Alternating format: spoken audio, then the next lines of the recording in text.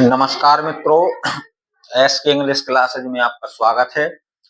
आज हम चर्चा करेंगे इम्परेटिव सेंटेंस। इम्परेटिव सेंटेंस के अंतर्गत हमें यहाँ पर आज वॉइस यानी इम्परेटिव सेंटेंस के जो वाक्य दिए रहते हैं उनकी हम पैसिव वॉइस कैसे बनाएंगे। तो सबसे पहले मित्रों हमें यहाँ जान लेना है कि इम्परेटिव सेंटेंस क्या होता है। मैंने आपको पिछले वीडियो में इम्परेटिव सेंटेंस यानी टाइप्स ऑफ सेंटेंस के अंतर्गत मैंने जो है आप लोगों को बताया था। तो वहां पर मैंने आपसे इम्परेटिव सेंटेंस की चर्चा मित्रों की थी। तो इम्परेटिव सेंटेंस की जो खासियत होती है, वाक्य हमारा मित्रों एमबी में फर्स्ट फॉर्म से प्रारंभ होता है। ऐसे वाक्यों में कर्ता दिया नहीं रहता है, कर्ता यू के रूप में ऐसे वाक्यों में छिपा रहता है।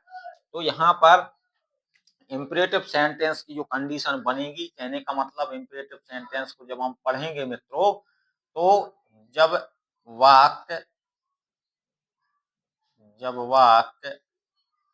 एमबी फर्स्ट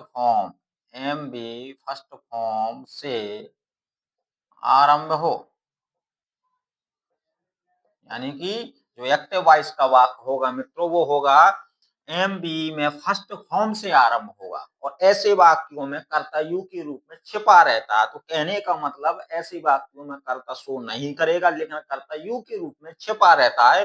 वाक्य की शुरुआत जो होती है वो एमबी में फर्स्ट फॉर्म से होती है। तो ऐसी कंडीशन में हम पैसिव वॉइस के वाक्यों को हम कैसे बनाते हैं। तो ऐसे वाक्यों की शुरुआत हम मित्रों यहाँ करते हैं लेट से। Let plus subject plus be plus एमबी में हमें यहाँ मित्रों थर्ड फॉर्म लगाना है। पैसिव वॉइस में थर्ड फॉर्म तो हम लगाएंगे ही लगाएंगे। तो मित्रों पैसिव वॉइस में हमें इम्परेटिव सेंटेंस की जो हम मित्रों पैसिव वॉइस बनाएंगे तो वो हम इस फॉर्मूले की अकॉर्डिंग जो है पैसिव वॉइस को हम यहाँ बना सकते हैं। तो सबसे पहले हमें मित्रों लेट लगाना पड़ेगा। इम्परेटिव सेंटेंस के वाक्यों में हमें सलाह, प्रार्थना, आदेश आदि का भाव मिलता है, यानी कि सलाह का भी बोध हो सकता है। इम्परेटिव सेंटेंस के वाक्यों में सलाह, आदेश, प्रार्थना, तो इन चीजों का भी मित्रों हमें कहीं ना कहीं ध्यान रखना है। जो वाक्य होगा इम्परेटिव सेंटेंस का तो उसमें या तो सलाह का भाव होगा या आदेश का भाव होगा या मित्रों प्रार्थना का भाव होगा। तो कहने का मतलब हमें जो है वाक्य के हिंदी भाव को निकालना है, यानी जो सेंटेंस लिखा रहेगा अंग्रेजी में उसका हम हिंदी भाव जब तक क्लियर नहीं कर पाएंगे हमें मित्रों पता नहीं चलेगा कि वाक्य में सलाह है कि आदेश है कि प्रार्थना है। ये भी हमें यहाँ ध्यान रख करके चलना है। फिलहाल में अभी हम इस फॉर्मूले को देख करके वाक्य बनाते हैं, इसकी हम चर्चा बाद में करेंगे।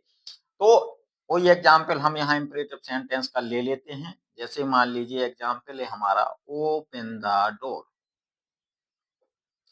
ओपन द डोर, तो मित्रों ये हमारा वाक्य लिखा है, एक्टिव वॉइस का वाक्य हम देख रहे हैं। यहाँ पर वाक्य की शुरुआत कहीं ना कहीं एमबी से हुई है। सब्जेक्ट यहाँ पर दिया नहीं गया है। यही खासियत है इन वाक्यों की कि वाक्य हमारा जो है मेन वर्ब की फर्स्ट फॉर्म से प्रारंभ होगा। तो ऐसे वाक्यों को हम इस ऊपर वाले फॉर्मूले को देख करके बना सकते हैं। तो सबसे पहले लिखा है लेट, तो हमें भी मित्रों यहाँ पैसिव वॉइस में वाक्य की शुरुआत लेट से ही करनी है, लेट। इसके बाद लिखा है सब्जेक्ट, कहने का मतलब जो ऑब्जेक्ट होता है इसको हम आगे ले लेते हैं, या हम ऐसा भी बोल सकते हैं कि ऑब्जेक्ट से हम पैसिव वॉइस की शुरुआत करते हैं। हम ऐसा भी बोल सकते हैं कि पैसिव वॉइस की शुरुआत हम एक्टिव है मित्रों की वाक्य हमारा लिखा हुआ है ओपन द डोर। इस वाक्य को जो है हम ऊपर दिए हुए फॉर्मूले के अनुसार जो है बनाते हैं। तो सबसे पहले फॉर्मूला में मित्रों लिखा हुआ है लेट, इसके बाद जो है द डोर को हम मित्रों आगे ले आएंगे, let the door, let the door. इसके बाद लिखा है फॉर्मूले में मित्रों बी, तो हम यहाँ पर बी लगा देंगे। इसके बाद मेन वर्ब में थर्ड फॉर्म लगाना है, तो ओपन में मित्रों हम यहाँ थर्ड फॉर्म लगा देंगे, हो जाएगा ओपन। तो हमें मित्रों यहाँ वाक्य की शुरुआत लेट से करनी है, जो ऑब्जेक्ट दिया है उसको मित्रों हम आगे ले आएंगे, यानी हम कहने का मतलब इसको सब्जेक्ट के रूप में आगे मान सकते हैं। हम ऐसा भी कह सकते हैं कि एक्टिव वॉइस के ऑब्जेक्ट को पैसिव वॉइस का सब्जेक्ट बना देते हैं, तो किसी भी वाक्य की शुरुआत हम सब्जेक्ट से ही करते हैं, है ना। एक्टिव वॉइस के सब्जेक्ट को पैसिव वॉइस का ऑब्जेक्ट बना देते हैं, तो ये भी एक तरीका है समझने का। तो कहने का मतलब जो ऑब्जेक्ट जो मैंने फॉर्मूला में यहाँ सब्जेक्ट लिखा हुआ है, इसका मतलब है पीछे दिए हुए ऑब्जेक्ट से मतलब है यहाँ पर। तो let the door be open, तो इस फॉर्मूले को देख करके हम आसानी से जो है इस वाक्य को बना सकते हैं। नेक्स्ट एग्जाम्पल देख लेते हैं मित्रों, यहाँ हम गो देयर, ये वाक्य लिखा हुआ है, एक्टिव वॉइस का वाक्य है। ये वाक्य हमें जो है मित्रों कहीं न कहीं बहुत छोटे नज़र आएँगे, जैसे go there, open the door, क्योंकि ऐसे वाक्यों में जो है सब्जेक्ट वगैरह दिया नहीं रहता है और हेल्पिंग वर्ब भी हमें यहाँ नज़र नहीं आ रही है। तो कहने का मतलब जो है ये वाक्य हमारे एमबी से प्रारंभ होते हैं, तो गो यानी मेन वर्ब एमबी से प्रारंभ है, तो इस वाक्य को भी हम जो है यहाँ दिए हुए फॉर्मूले से बनाते हैं। तो सबसे पहले हम यहाँ लगाते हैं मित्रों लेट, लेट इसके बाद देयर लिखा है तो लेट देयर, लेट देयर इसके बाद बी आ जाएगा, इसके बाद गो की हम यहाँ मित्रों थर्ड फॉर्म लगाएंगे तो हो जाएगी gone, let there be gone हमने जो है यहाँ पर बना दिया। तो कहने का मतलब ऐसे वाक्यों की शुरुआत हम जो है मित्रों लेट से करते हैं, इसके बाद जो सब्जेक्ट के बाद कहने का मतलब हम यहाँ बी लगा देते हैं। तो ये जो है लेट के अकॉर्डिंग हमने बनाया। अब हम यहाँ मित्रों चर्चा करते हैं सलाह, आदेश, प्रार्थना। तो जरा हम इन दोनों ही सेंटेंसेस के भाव को जरा हम निकाल के अगर देखें, तो इन दोनों ही सेंटेंस में कहीं ना कहीं मित्रों आदेश का भाव प्रकट हो रहा है। आदेश, इसमें भी मित्रों आदेश का भाव प्रकट हो रहा है। तो हम ओपन द डोर, दरवाजा खोलो, गो देयर, वहां जाओ, तो कहने का मतलब इन दोनों ही सेंटेंसेज में आदेश का भाव प्रकट है। और आदेश का भाव जब एक्टिव वॉइस के वाक्य में प्रकट हो या वाक्यों में प्रकट हो, तो हम ऐसे वाक्यों को कहने का मतलब यू आर ऑर्डर्ड टू से भी हम पैसिव वॉइस की शुरुआत कर सकते हैं। कहने का मतलब लेट से तो हम बना ही रहे हैं, लेट वाले फॉर्मूले से तो हमने इन वाक्यों को बना ही लिया है, लेकिन फिर भी अगर हमें पता चल जाए कि वाक्य में आदेश का भाव प्रकट हो रहा है, आदेश का भाव प्रकट हो रहा है, तो जब आदेश का भाव प्रकट होता है तो हम वाक्य की शुरुआत जो है यू आर ऑर्डर्ड टू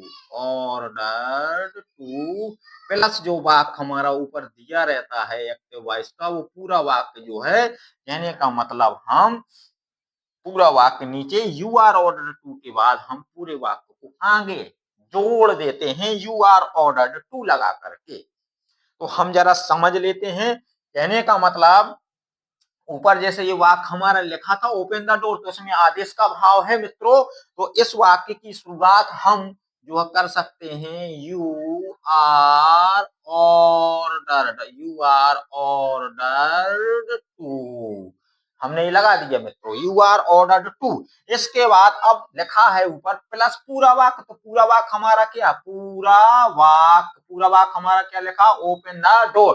तो हम टू के आगे मित्रों यहाँ ओपन द डोर यानी कि एक्टिव वॉइस का जो वाक्य होता है उसको हम टू लगा करके आगे हम लिख देते हैं। तो ये हमारा पूरा वाक्य ज्यों का त्यों लिखा हुआ है, बस हमने आगे यू आर ऑर्डर्ड टू का प्रयोग यहाँ मित्रों कर दिया है।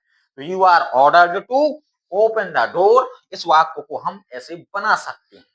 इसके अलावा मित्रों सलाह जैसे लिखा था यहाँ सलाह, तो सलाह जब वाक्यों में आती है तो सलाह के लिए हम जैसे कोई एग्जाम्पल ले लें, तो सबसे पहले हम वाक्य को यहाँ देखेंगे और उसका जब अर्थ निकालेंगे, जब हमें क्लियर हो जाए कि इस वाक्य में सलाह है, तो हम वाक्य को यू आर एडवाइज्ड टू लगा करके वाक्य को हम पैसिव वॉइस में चेंज कर सकते हैं। यहाँ पर हम एग्जाम्पल देख लेते हैं एडवाइज वाला। जैसे हम कहते हैं वर्क हार्ड, वर्क हार्ड, बहुत छोटा सा वाक्य, इसका मतलब होगा मित्रों परिश्रम करो, यानी कि परिश्रम करो, तो ये मित्रों सलाह है, इसमें सलाह का बोध निकल रहा है, ये सलाह है यहाँ पर।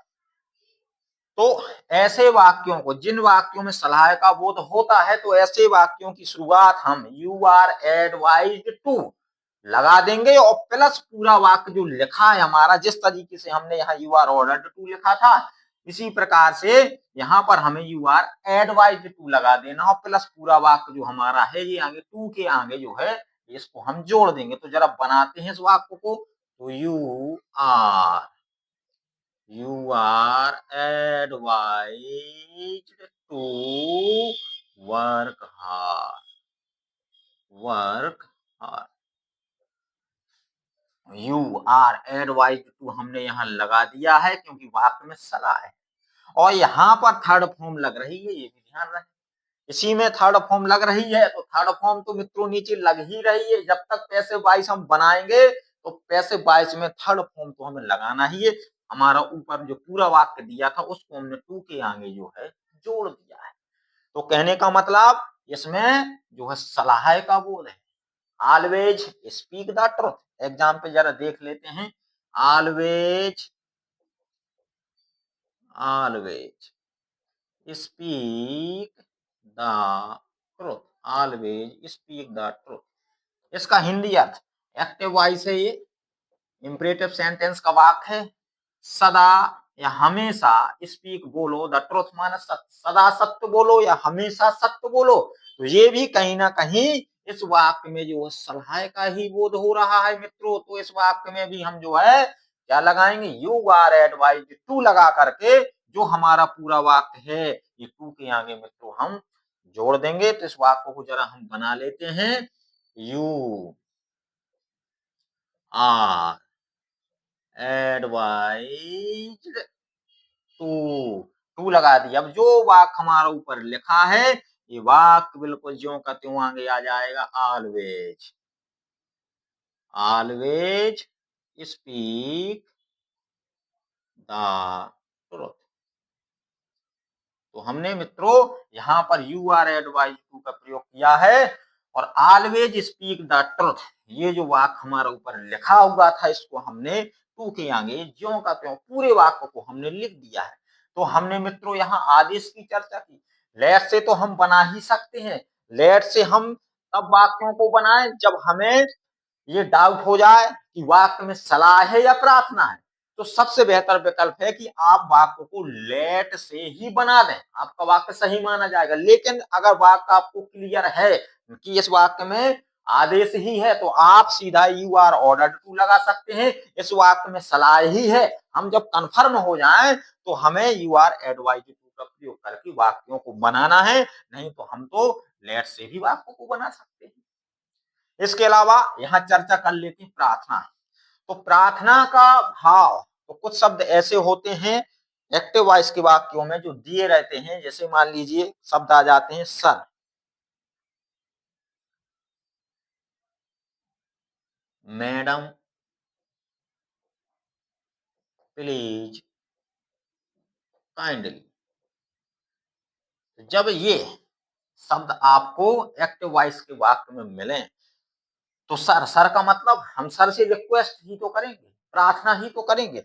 मैडम से हम रिक्वेस्ट करेंगे, प्रार्थना करेंगे। प्लीज माने प्रार्थना, कृपया मतलब, और काइंडली माने कृपया। तो कृपया जो शब्द होता है वो जो है प्लीज माने भी होता है, काइंडली माने भी होता है।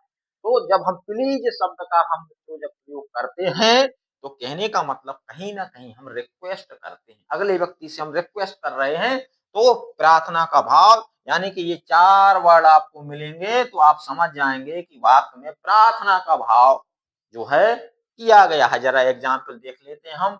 जैसे हम कह दें प्लीज हेल्प मी, ये वाक्य लिखा एक्टिव वॉइस का। तो हमें पता है इसमें प्लीज शब्द जो है ऊपर हमारा आ गया है। तो जब वाक्य हमारा प्लीज, मैडम, सर, काइंडली इन शब्दों से जब वाक्य हमारा प्रारंभ होता है तो हमें जो है पैसिव वॉइस में इन शब्दों को हटा करके, यानी कि ये जो शब्द दिए रहेंगे तो पैसिव वॉइस में इनको हम हटा देंगे। जैसे यहाँ दिया प्लीज, तो हम प्लीज को हटा करके जो है लगा देंगे यहाँ पर you are requested, you are requested इसके बाद लगा देंगे टू, तो you are requested to, please को हटा देंगे, अब बचा है हेल्प हिम, तो यहाँ पर हम पीछे मित्रों help him, sorry help me लिखा हुआ है, हेल्प मी, हेल्प मी यहाँ पर हम ज्यों का त्यों लिख देंगे, you are requested to help me, और प्लीज को ठीक है ना हटा देना है,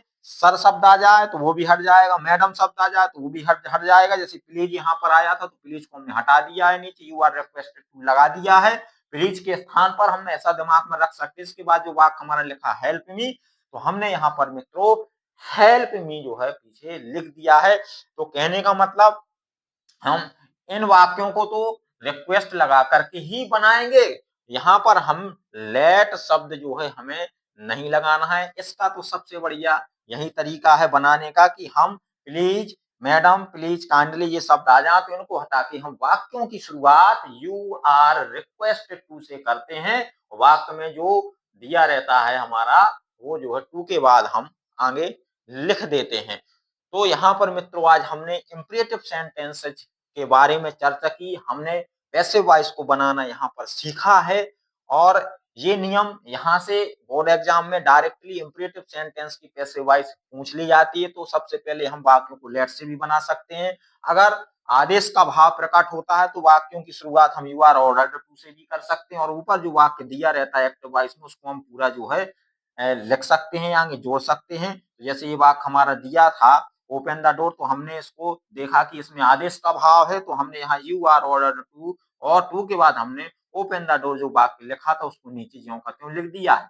यहाँ गो देयर लिखा था तो हमने इसको लेट से बनाया, तो लेट देयर बी गॉन हो गया यहाँ पर। इसके बाद जो है सलाह की हमने चर्चा की, एडवाइस की चर्चा की, जैसे लिखा वर्क हार्ड, तो इसमें सलाह है तो you are advise to work hard हो जाएगा। इसके बाद जो लिखा है ऑलवेज स्पीक द ट्रुथ, तो you are advise to always speak the truth. इसके बाद हमने यहाँ पर प्रार्थना की मित्रों चर्चा की, तो प्रार्थना का भाव तब निकलेगा जब ये चार शब्द आपको एक्टिव वॉइस के वाक्य में नजर आए, तो आप समझ लेना कि वाक्य में जो है प्रार्थना का भाव है, और इन चारों शब्दों को जो है हम पैसिव वॉइस में हटा करके यू आर रिक्वेस्टेड टू से वाक्य की हम शुरुआत करते हैं। तो यहाँ हमने प्लीज शब्दों को मित्रों यहाँ हटाया है, और you are requested to help me हमने इस वाक्य को जो है यहाँ पर बनाया है। तो आज के वीडियो में हमने मित्रों इंपरेटिव सेंटेंसेस के वाक्यों को बनाना सीखा पैसिव वॉइस में। आज के वीडियो में मित्रों इतना ही पर्याप्त है। Thank you.